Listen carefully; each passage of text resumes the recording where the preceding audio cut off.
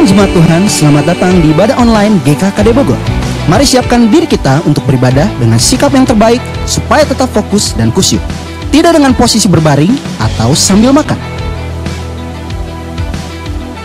Bagi Bapak Ibu, Saudara-saudari dapat merespons setiap pujian penyembahan yang dipimpin oleh worship leader dan mendengarkan firman Tuhan yang disampaikan oleh pembicara. Mari pastikan Bapak Ibu Saudara-saudari tetap mengikuti rangkaian ibadah online dari awal sampai akhir. Selamat beribadah, Tuhan Yesus memberkati.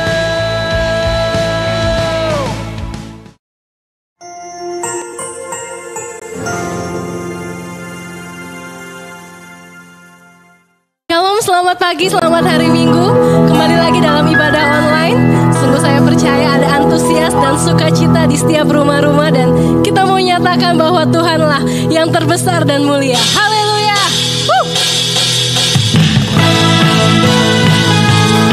Mari dengan segenap hati, dengan segenap jiwa.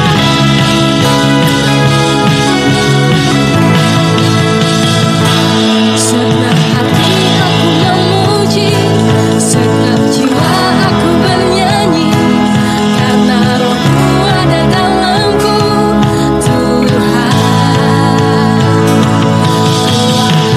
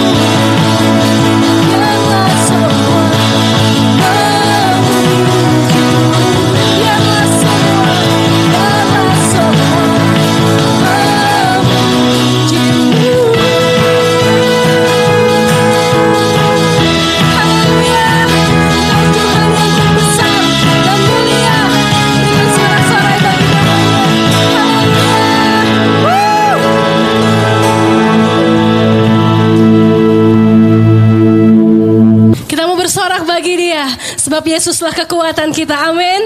Haleluya.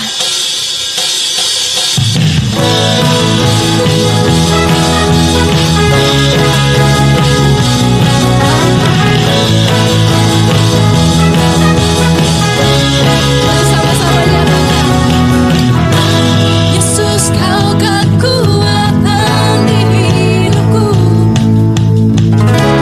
Takkan gentar langkahku.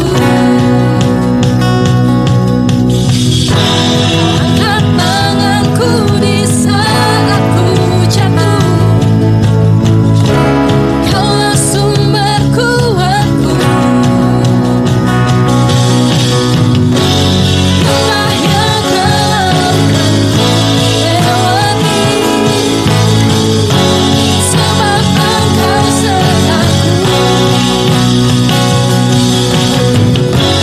Dengan imanku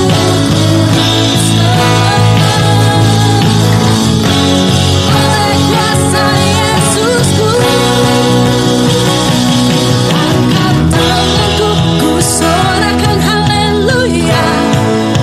Namamu berkuasa, surga bumi nyatakan. Ku angkat tanganku, nyatakan kau hebat. Allah yang perkasa, kuasa selamanya.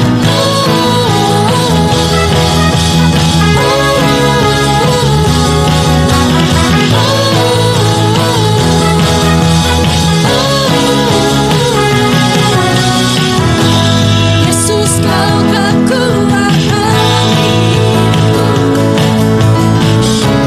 Takkan gentar langkahku. Angkat tanganku di saat ku jatuh. Kaulah sumber kuatku. Lembah yang dalam lewati, sebab Engkau sertaku. Dengan imanku selamatkan oleh kuasa Yesusku. Angkat tanganku, ku sorakan haleluya. Namamu berkuasa, surga bumi nyatakan. Angkat tanganku, nyatakan kau hebat. Allah yang perkasa, kuasa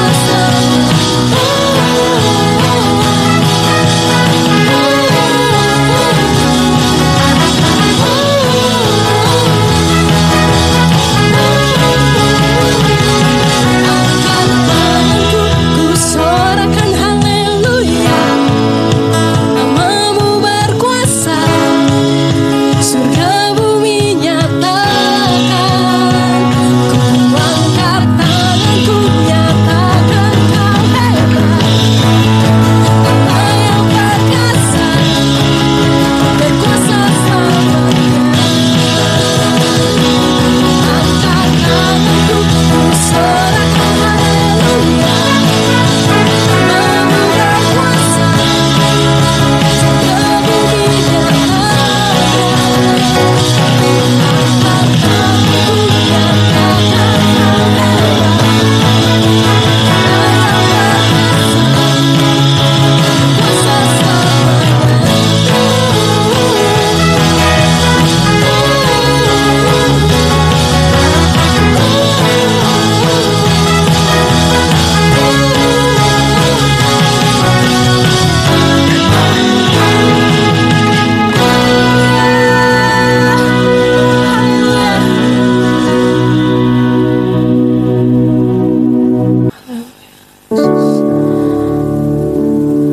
Sungguh Kau Bapa kami yang setia, Bapa yang selalu menopang hidup kami. Pagi hari ini Tuhan, kami mau datang dengan ucapan syukur Tuhan. Sebab Engkau sangat baik Tuhan. Kau teramat baik bagi setiap kami Tuhan. Terima kasih Tuhan, terima kasih Tuhan.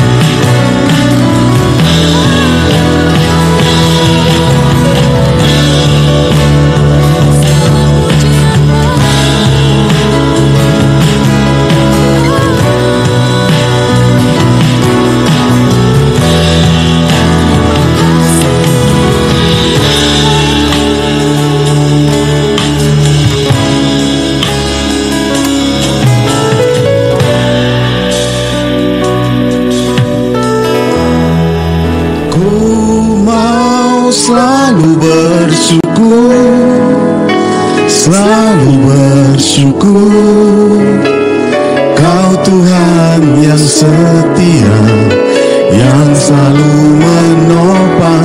Ku mau selalu bersyukur, selalu bersyukur. Kau Bapakku yang setia. Mari jemaat Tuhan, kita datang kepada Tuhan.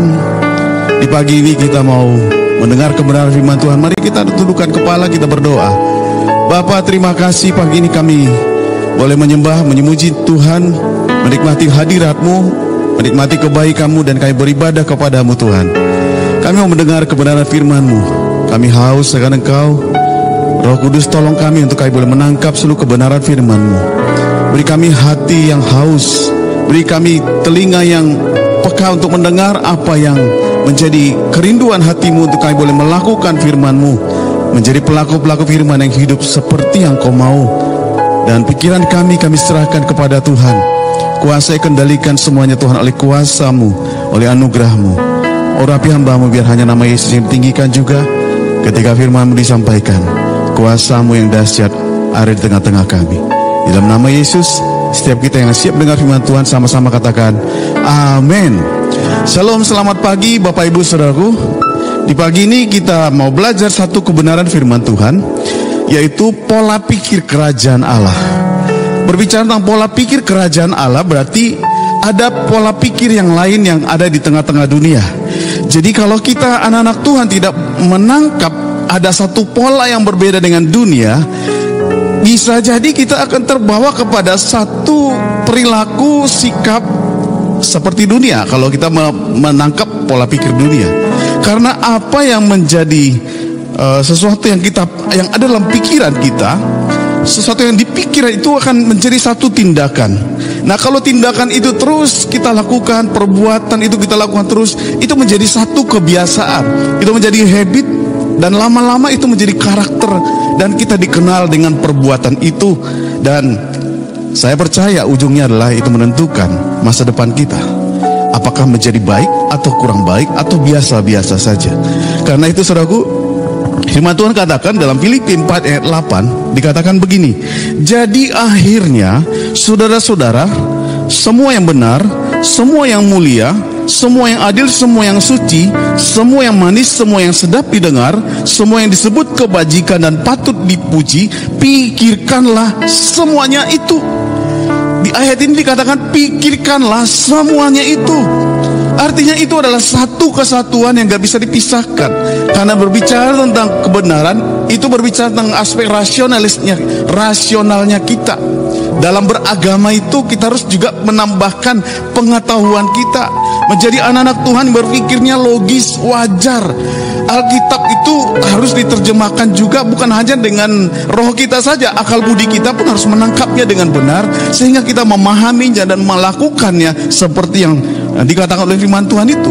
Tambahkan kepada imanmu pengetahuan dan seterusnya, saudaraku, hikmat, pengenalan akan Tuhan. Nah, benar, itu yang disebutkan dengan benar, saudaraku. Yang kedua adalah bicara tentang mulia, sesuatu yang mulia yang bentuknya seperti ibadah, sesuatu yang berkenan di hati Tuhan. Itu harus kita pikirkan, saudaraku. Kemudian juga sesuatu yang adil, itu bicara tentang hukum.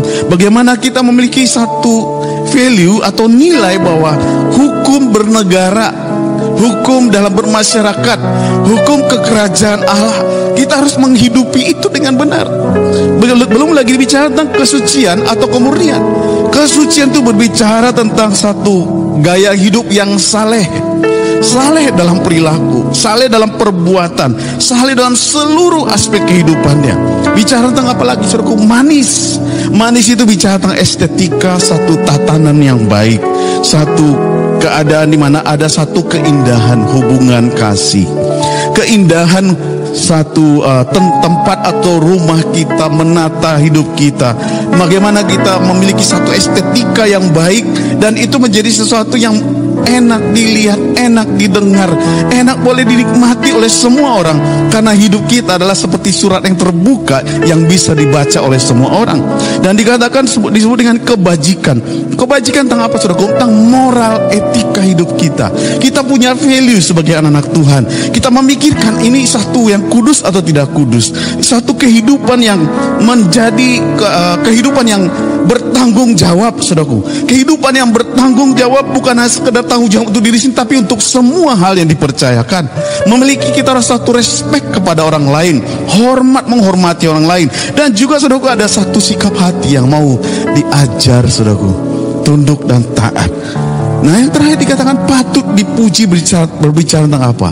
Konsep nilai, yaitu hidup kita yang berintegritas. Pikirkanlah agar hidup kita semakin hari semakin berintegritas. Pikirkanlah agar hidup kita semakin rendah hati. Pikirkanlah agar hidup kita semakin loyal, setia, orang yang dapat dipercaya. Saudaraku, Alkitab katakan bahwa pikirkanlah semuanya itu. Pikiran, saudaraku, apa yang kita pikirkan itu nggak jauh-jauh pasti akan itu menjadi satu perbuatan yang nyata. Karena Tuhan menciptakan manusia itu sangat spesial, istimewa, dan setiap manusia diberikan kemampuan untuk berpikir untuk bisa menilai, membedakan apa yang baik, apa yang jahat, hingga bisa memikirkan apa yang terbaik, yang excellent. Kita dikasih kemampuan untuk berpikir, saudara. Dikasih oleh Tuhan, ditaruhkan dalam diri kita bahwa dibekali satu kemampuan analisa untuk tidak seperti orang dicucuk hidungnya ngikut aja nggak ngerti. Kita berpikir, kita berasional di dalam mengikut Tuhan. Amsal 23 ayat 7 katakan begini, sebab seperti orang membuat perhitungan dalam dirinya sendiri, demikianlah ia. Silakan makan dan minum, katanya kepadamu, tetapi ia tidak tulus hati terhadapmu. Artinya, saudaraku, seperti orang membuat perhitungan, artinya sesuatu yang dia pikirkan, apa yang dia pikirkan, ya itulah dia. Nah, kita diberikan Roh Kudus, diberikan hikmat, sehingga dalam berperilaku, dalam melakukan segala sesuatu, kita melakukannya dengan yang terbaik. Dan karena kita punya value dari nilai, nah itu seharusnya menjadi gaya hidup kita, saudaraku. Tetapi kita tahu dalam Yohanes 10:10 bagaimana pencuri datang hanya untuk mencuri dan membunuh dan membinasakan. Aku datang supaya mereka mempunyai hidup dan mempunyainya dalam segala kelimpahan. Yesus datang ke tengah dunia untuk menyediakan satu kehidupan supaya kita anak-anak Tuhan mempunyai hidup, dan bukannya mempunyai hidup, tapi mempunyainya dalam segala kelimpahannya. Tetapi iblis nggak suka itu. Iblis nggak suka kita mempunyai hidup yang berkualitas, yang di dalamnya ada karakter Kristus, gaya hidup Kristus, pola pikir seperti Kristus. Iblis berusaha untuk menghancurkan supaya kita boleh kehilangan, ya, melalui hubungan-hubungan, melalui bahkan terhadap diri kita sendiri. Iblis masuk, prosesnya juga masuk itu, saudaraku, mencemari pikiran kita dengan tanpa kita sadari. Pelan-pelan dia tanamkan kekhawatiran, pelan-pelan dia tanamkan satu ketakutan-ketakutan. Ketika kita melihat situasi dompet yang semakin tipis, kita mulai khawatir. Sakit kepala sedikit, udah berpikirnya macam-macam. Mengalami satu kecemasan yang gak perlu. Karena apa? Iblis datang untuk mencuri. Dia curi damai sejahtera kita, dia curi iman kita, dia curi sukacita kita. Akhirnya pikirannya jadi gak tenang, saudaraku. Gampang sekali jadi baper, terbawa kepada perasaan, terbawa kepada situasi. Nah, iblis mengambil itu disebut dengan poneros, saudaraku. Iblis kelas 3, menebar-nebar, bukan tebar pesona, tetapi menebarkan kekhawatiran, menebarkan ketakutan. Dia curi iman kita, kemudian dia bunuh passionnya kita, dia bunuh semangat hidup kita, dan yang terakhir dia binasakan tujuan hidup kita. Sehingga apa yang terjadi, saudaraku? Yang terjadi adalah kita tidak lagi berpikir bahwa ada Tuhan yang hebat, ada Tuhan yang sanggup, ada Tuhan yang mampu menggenapi yang difirmankannya. Karena iblis telah menaruhkan kepercayaan yang lain dalam pikiran kita, seolah-olah hidup kita ini adalah sesuatu yang menakutkan, khawatir, satu persoalan, nggak tahu hari esok, nggak tahu bagaimana. Nah, itu iblis, saudaraku. Iblis. Tapi kita bersyukur Yesus hadir di tengah-tengah dunia ini. Bahkan ketika Yesus harus mengalami satu pencobaan, ketika dia berdoa puasa 40 hari, dia dibawa ke padang gurun, iblis mencobai Yesus. Tetapi yang kita lihat adalah Yesus mengatakan ada tertulis dalam firman, menggunakan firman untuk mematahkan siasat iblis, menggunakan firman, perkataan firman, supaya iblis tidak bisa mempengaruhi pikiran dan respon dari Tuhan Yesus. Nah, saudaraku, mari kita belajar lebih lanjut lagi. Bagaimana agar kita sebagai anak Tuhan hidup dalam pola pikir kerajaan Allah ini. Saudaraku, saya mau sampaikan ada dua hal, saudaraku. Yang pertama adalah, kalau kita lihat dalam Kolose 3 ayat 1 sampai 3, dikatakan begini. Karena itu, kalau kamu dibangkitkan bersama dengan Kristus, carilah perkara yang di atas, di mana Kristus ada, duduk di sebelah kanan Allah. Pikirkanlah perkara yang di atas, bukan yang di bumi, sebab kamu telah mati dan hidupmu tersembunyi bersama dengan Kristus di dalam Allah.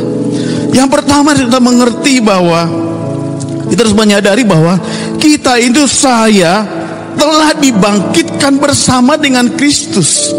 Artinya saya sudah dilepaskan dari maut, dilepaskan dari cara duniawi, dilepaskan dari segala kedagingan, dilepaskan dari segala kebiasaan-kebiasaan dunia, dan kita dibangkitkan bersama dengan Kristus.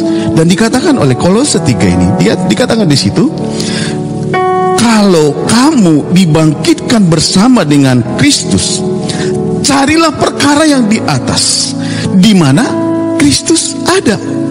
Jadi orang yang telah dibangkitkan, dia mengerti, dia sudah mengalami satu kehidupan yang baru, dia mengalami satu hati yang baru, kerinduan yang baru, yaitu apa?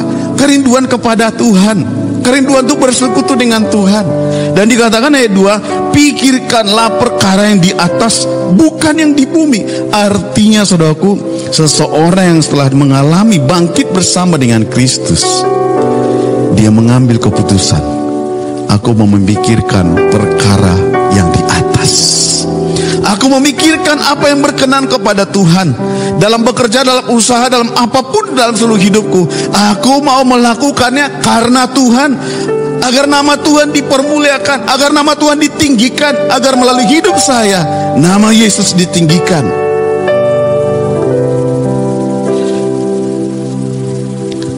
Pikiran kita harus tertuju kepada Kristus, tertuju kepada kebenaran.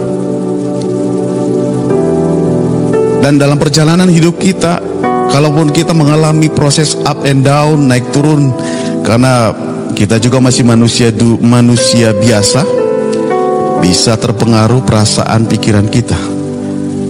Tetapi kalau kita mengerti bahwa prinsipnya adalah pikiran ini harus dijaga, karena ibaratnya begini, pikiran itu seperti ruang tamu dalam rumah kita.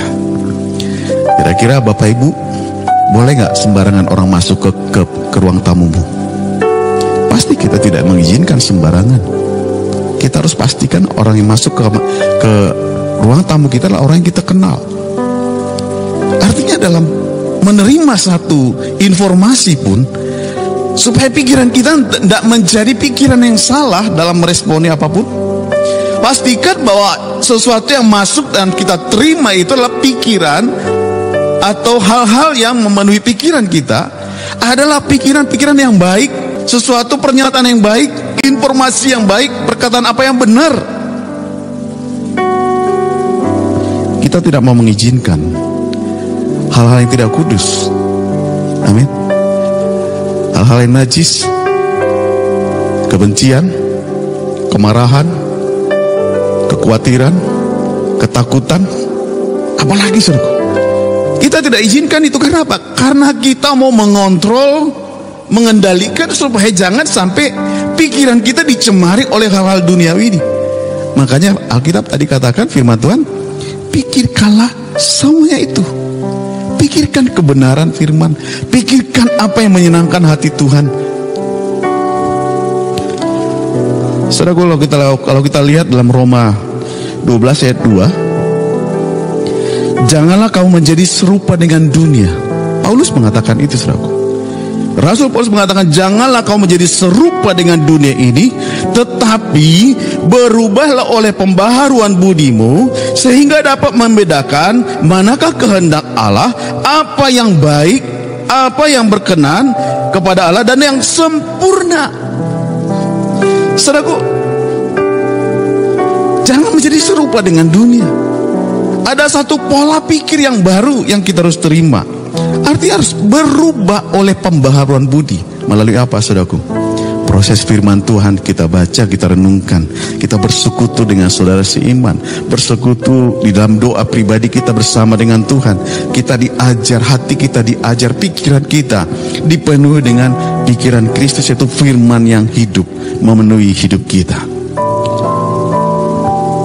Kenapa, saudaraku? Kalau kita nggak mengalami pembaharuan budi, sulit untuk kita boleh memikirkan kehendak Allah. Kehendak Allah adalah yang baik, yang berkenan, sempurna.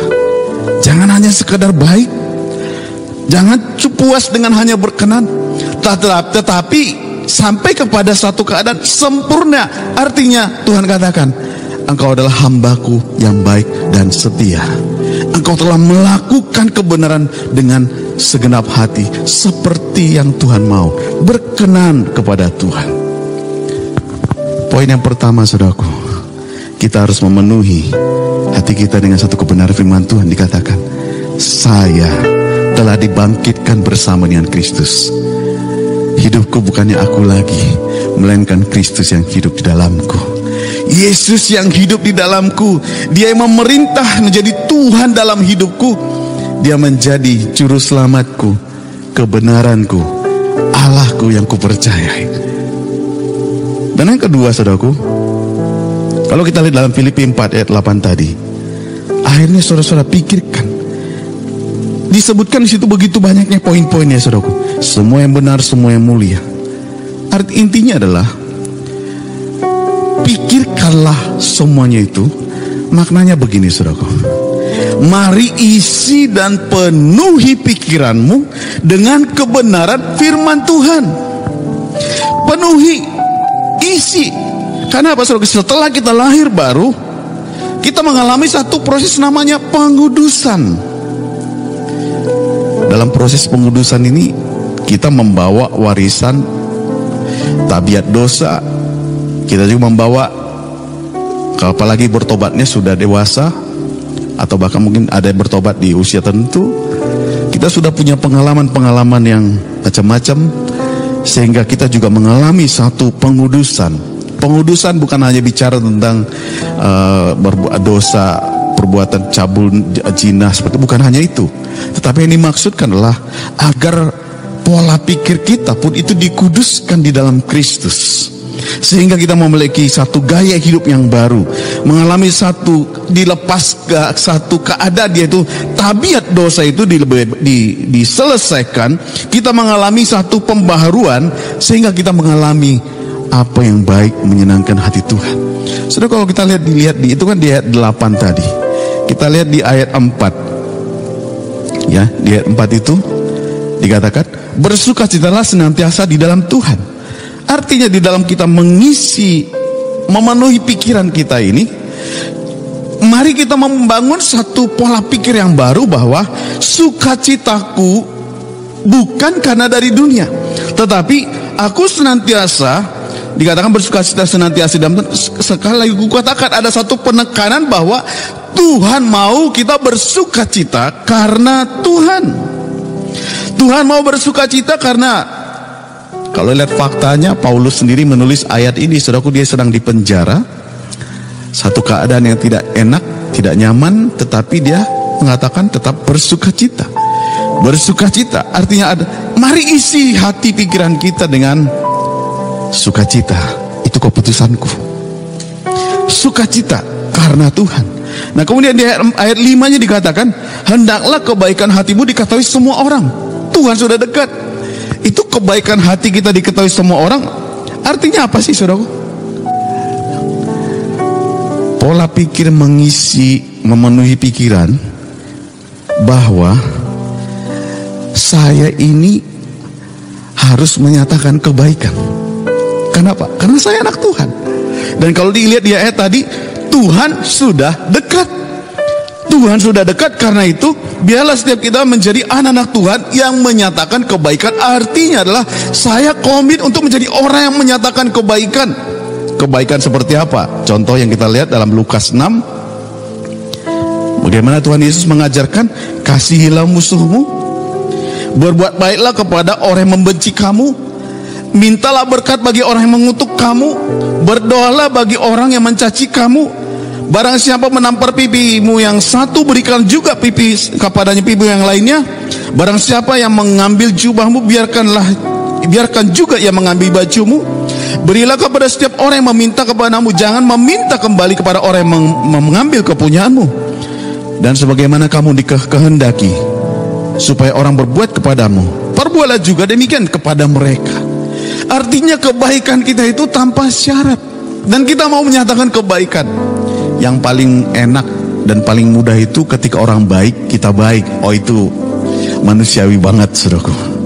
Tetapi pola pikir kerajaan Allah, ketika orang berbuat jahat pun engkau tetap baik. Ketika orang memperlakukanmu tidak baik pun engkau tetap respect, menghormati. Engkau tidak membalas. Bahkan tidak ada niat di hatimu untuk membalaskan kemarahanmu.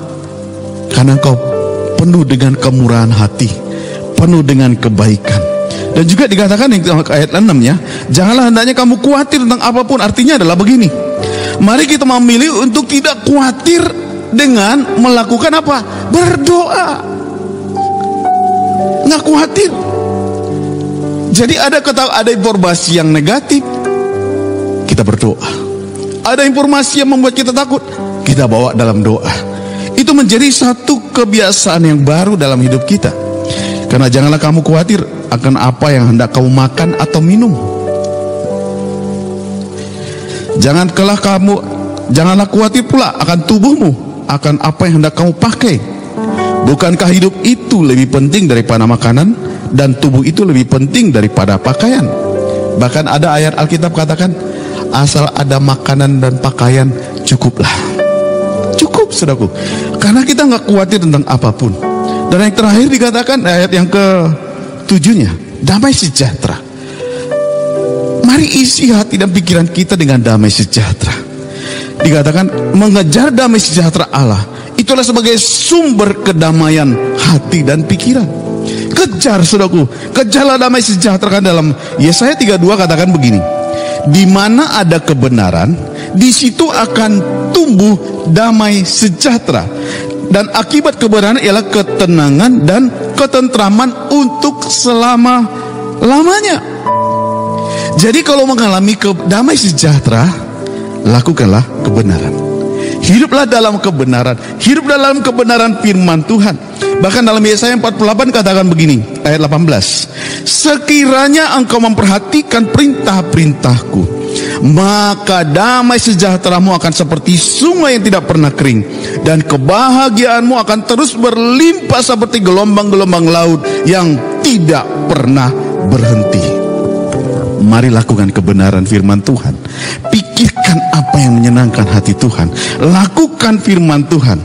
Mungkin ada yang bertanya begini, tapi aku kan lagi mengalami ini, tapi aku lagi mengalami, gimana mungkin aku memikirkan apa yang benar, apa yang baik, apa yang kudus? Bagaimana aku bisa memikirkan itu? Saudaraku, firman Tuhan Filipi 4:13 katakan begini, segala perkara dapat kutanggung di dalam Dia yang memberi kekuatan kepadaku. Amin, saudaraku. Segala perkara dapat kutanggung tanggung di dalam Dia yang memberi kekuatan kepadaku. Artinya adalah aku kuat karena Tuhan. Aku bisa menyelesaikan persoalan apapun karena Tuhan yang menolongku. Dia ada bersamaku. Dan Dia Tuhan yang menuntunku di dalam seluruh kehidupanku. Dan di pagi ini saudaraku, mari miliki pola pikir yang baru, bahwa saya adalah orang yang telah dibangkitkan, mengalami kemenangan di dalam Kristus.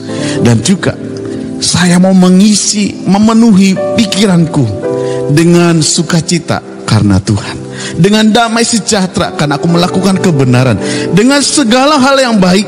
Dan aku tidak mau dikuasai kekhawatiran karena aku suka bersekutu dengan Tuhan. Tidak ada rahasia yang Tuhan tidak kasih tahu. Tidak ada satu perkara pun yang Tuhan tidak memberi informasi, bahkan memberi tanda bagiku.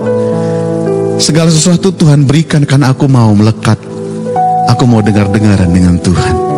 Aku mau mengambil keputusan karena aku tahu keputusan untuk memikirkan perkara yang di atas itu membuatku boleh mengalami keberhasilan, kemenangan, sukacita, kemenangan dalam segala hal. Dan di pagi ini saudaraku, kalaupun kita mengalami banyak hal di dalam, khususnya dalam COVID-19 yang sedang kita hadapi, mari kita sucikan hati pikiran kita dengan kebenaran firman. Dan kalau sebentar kita menikmati perjamuan kudus, mari nikmati kuasa firman yang memerdekakan, menyucikan, menguduskan hati dan pikiranmu. Biar setiap kita boleh menangkap kebenaran firman Tuhan dan menjadi pelaku-pelaku firman. Mari kita datang kepada Tuhan. Ku mau selalu bersyukur, selalu bersyukur. Kau Tuhan yang setia, yang selalu menopang. Ku mau selalu bersyukur, selalu bersyukur. Kau Bapakku yang setia. Mari Bapak Ibu saudaraku, mari siapkan perjamuan. Kita menikmati anugerah Tuhan.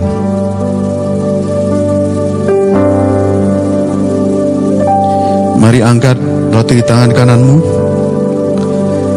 Sebab apa yang telah kuteruskan kepadamu telah aku terima dari Tuhan, yaitu bahwa Tuhan Yesus pada malam waktu ia diserahkan mengambil roti, dan sesudah itu ia mengucap syukur atasnya. Ia memecah-mecah dan berkata, inilah tubuhku yang diserahkan bagi kamu. Perbuatlah ini menjadi peringatan akan aku. Mari makanlah dengan iman di dalam nama Yesus.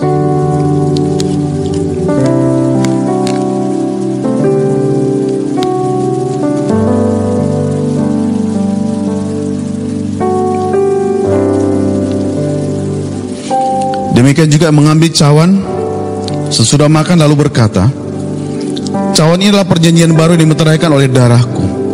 Perbuatlah ini setiap kali kamu meminumnya menjadi peringatan akan aku. Sebab setiap kali kamu makan roti dan minum cawan ini, kamu memberitakan kematian Tuhan sampai ia datang. Mari nikmati darah Yesus, nikmati persekutuan dengan Yesus, dengan sesamamu anak-anak Tuhan.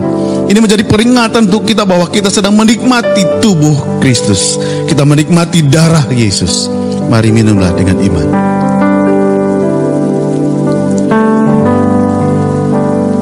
Mari setiap kita boleh mengucap syukur di hadapan Tuhan. Mari setiap kita boleh menaikkan syukur kepada Tuhan. Dia sangat baik bagi kita. Darahnya yang kudus menyucikan kita. Mari kita naikkan sekali lagi nyanyian ini. Kita mau bersyukur kepada Tuhan. Ku mau selalu bersyukur, selalu bersyukur. Kau Tuhan yang setia, yang selalu menopang. Ku mau selalu bersyukur, selalu bersyukur. Kau Bapakku yang setia.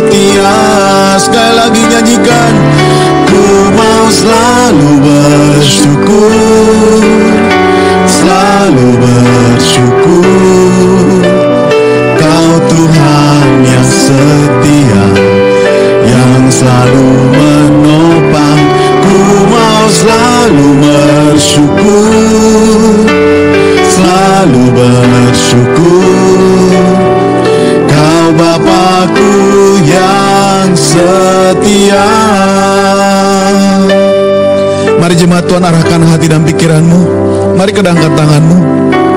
Biarlah kasih sayang Bapa surgawi, kemenangan bersama dengan Yesus Kristus Tuhan, persekutuan dengan Roh Kudus, Tuhan menghadapkan wajahnya kepada engkau dan menyinari engkau dengan berkat kemuliaan. Tuhan memberkati keluar masuk, memberkati seluruh hidupmu, memberkati pundi-pundimu, diberkatilah engkau dengan berlipat kali ganda. Berkat Tuhan menyertai engkau mulai hari ini sampai selama-lamanya. Dan setiap kita yang diberkati sama-sama katakan amin.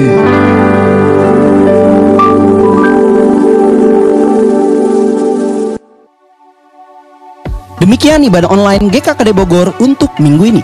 Diinfokan kepada seluruh jemaat bahwa persembahan dapat ditransfer ke rekening BCA Pelayanan atau melalui aplikasi dompet elektronik OVO dengan scan QR Code yang tertera di layar. Mari pastikan kita tetap terhubung bersama dalam ibadah dan komunitas sel di kelompok usia masing-masing, serta membaca Alkitab 4 pasal sehari sehingga iman kita tetap bertumbuh semakin kuat. Untuk informasi seputar kejemaatan dan materi khotbah setiap minggunya dapat diakses melalui Facebook, Instagram, dan YouTube GKKD Bogor. Untuk renungan harian dapat diakses melalui www.towards2020.org. Sekian perjumpaan untuk minggu ini. Tetap sehat, tetap semangat. Salam Living Word. Tuhan Yesus memberkati.